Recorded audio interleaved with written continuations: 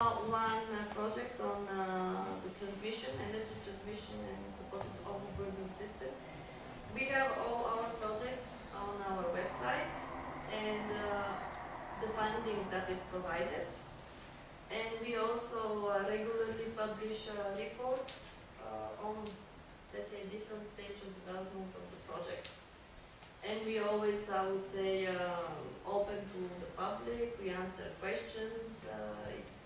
For us, it's not, I would say, not a problem to say where the money has gone.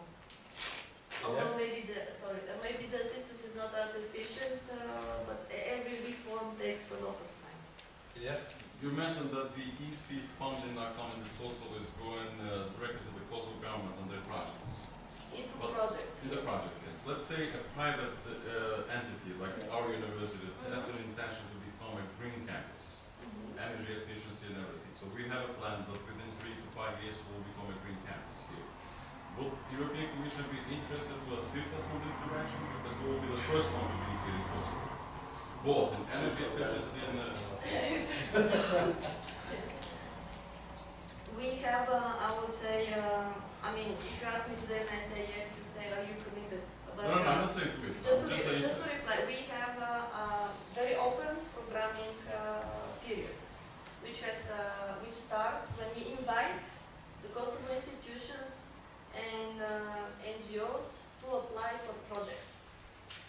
So basically, we receive a list of project concepts, which we review, and based on the national strategies and the European Partnership Action Plan, and based on what we assess as a need, we draw up the annual program for financial assistance for Kosovo.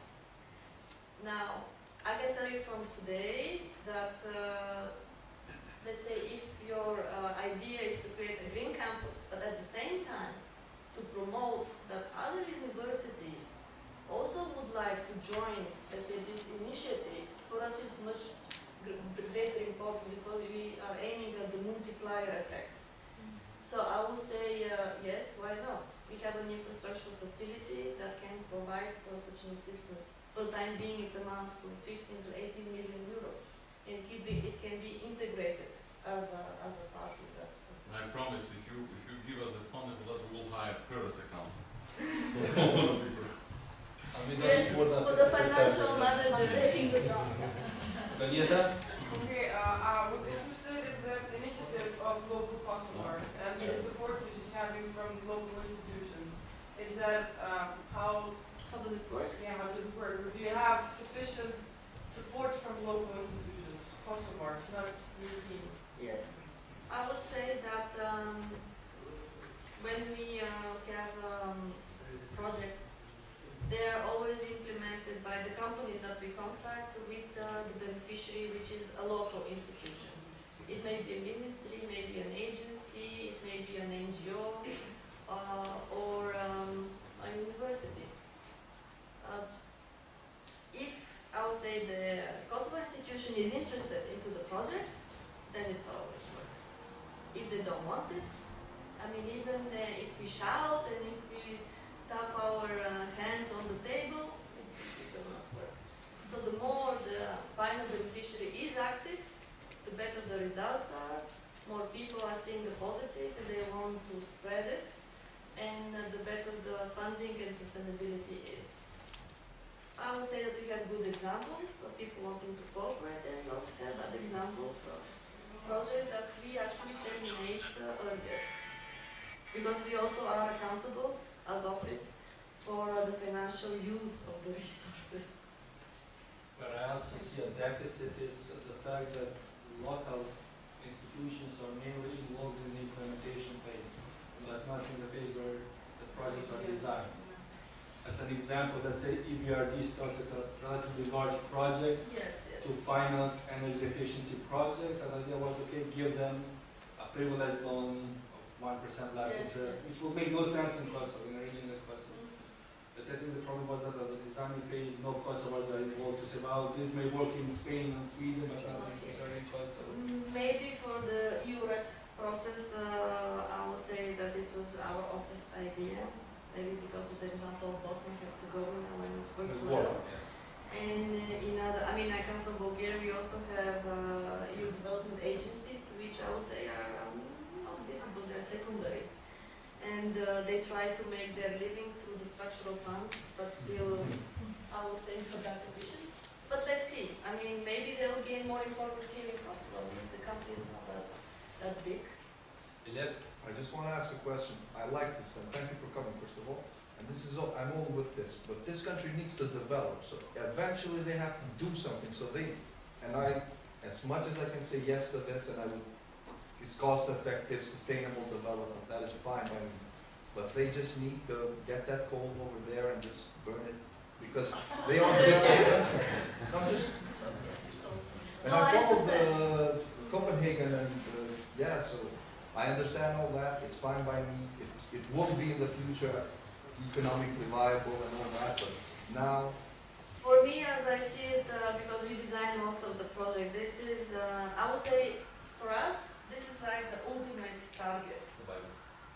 Yes, the ultimate target, the things that we would like to achieve.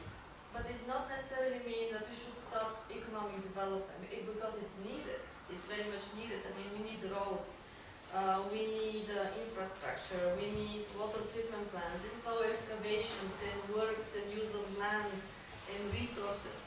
But it should be a strategic way how we do it. And at the same time, to have this possibility to develop. And I think that's why I said when we set the targets, they should be realistic. Let's not put the target as of a member state. I mean, it's not possible. that's the, thank you for that, because sometimes they just hammer the small countries, you know? Yes. So And we also have the saying in the office that one should also look that the old member states comply with the emission limits that they have, not on the expense of the developing countries. But these targets for 2020, they will apply also for candidate countries. So Yes, yes. But maybe the way that it will be applied will be less in a gradual process. So we can take one more question. And then I have to go. I'm sorry for this. I have to There's go back to another work. point. So anybody there? Those that didn't make any question? Okay, then short questions from Jens and Tefik and we will answer. Okay, do you have any kind of program that you make aware people to know about more about green, to motivate them to do more stuff? On Monday, we start a grant scheme, which is to the NGOs to promote public awareness as regards to waste, environmental protection, and reuse of energy. So AFK will be a So- very good civil. And Tefik will So we started in that sense. Yes. Yeah, have you supported any concrete project on the wind energy in Kosovo? No, I think that we have discussed this with the Ministry of Environment, and there is still a problem on the administrative side how to grant floats for wind energy. But some That was the easiest problem. Yes. But there are, So it's in the thinking process. but currently maps have been prepared, maps that we know in what areas of Kosovo it makes sense to have wind energy. There are some companies here around searching the So it is there. Something is going on. Okay, thank you Okay. very much. Thank you very much.